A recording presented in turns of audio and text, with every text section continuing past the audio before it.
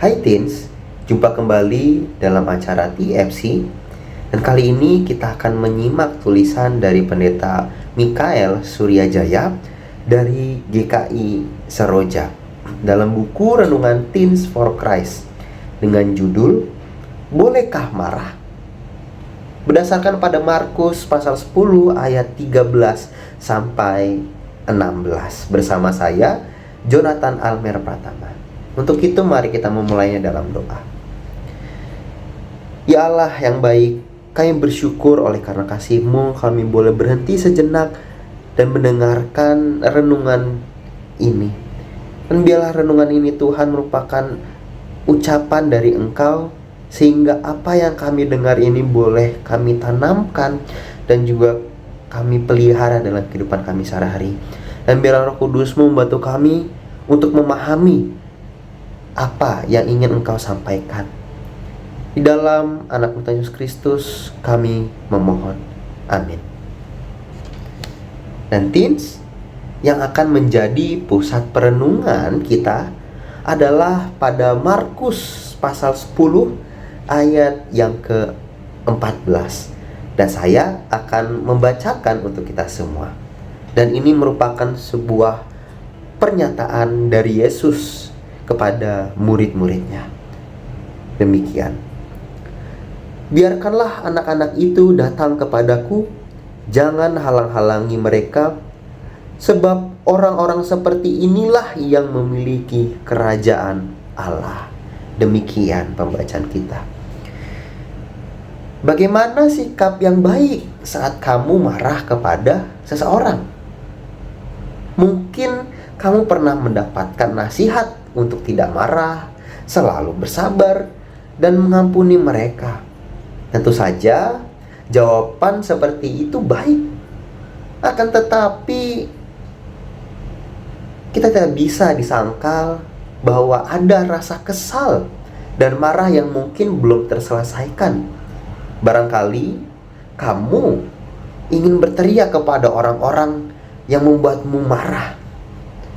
Kemarahan yang dipendam dapat membuatmu merasa tertekan. Kemarahan yang tidak diolah tanpa sadar justru dapat memelihara api amarah di dalam hatimu. Teens, dalam perikop ini dikisahkan tentang Tuhan Yesus yang sedang marah. Ia marah karena ada orang-orang menghalangi anak-anak untuk mendekat kepadanya. Dalam kemarahannya, Tuhan Yesus berkata kepada murid-muridnya, jangan halang-halangi mereka. Setelah itu, Tuhan Yesus justru menggunakan anak-anak sebagai contoh, yaitu orang-orang yang akan mewarisi kerajaan surga. Tuhan Yesus dengan jujur mengekspresikan kemarahannya dan tidak memendamnya. Kemarahan Tuhan Yesus adalah kemarahan yang konstruktif.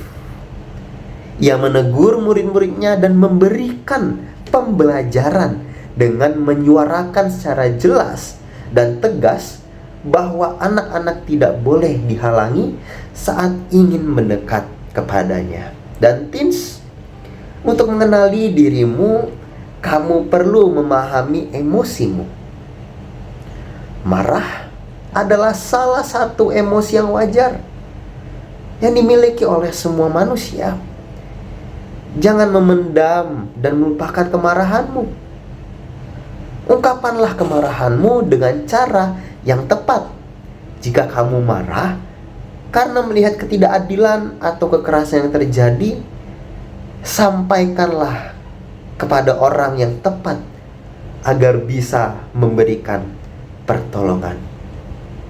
Kemarahan adalah emosi yang dapat menggerakkanmu untuk melakukan hal yang adil, benar, dan tepat. Jadi, jangan sampai kemarahanmu membuatmu tanpa sadar melakukan tindakan yang destruktif, yang menyakiti diri sendiri atau bahkan orang lain. Demikianlah perenungan kita hari ini. Dan biarlah kita tutup di dalam doa. Kami sudah mendengarkan firman dari Engkau. Dan biarlah renungan ini ya Allah, kami boleh pelihara dalam hati kami, dalam hidup kami.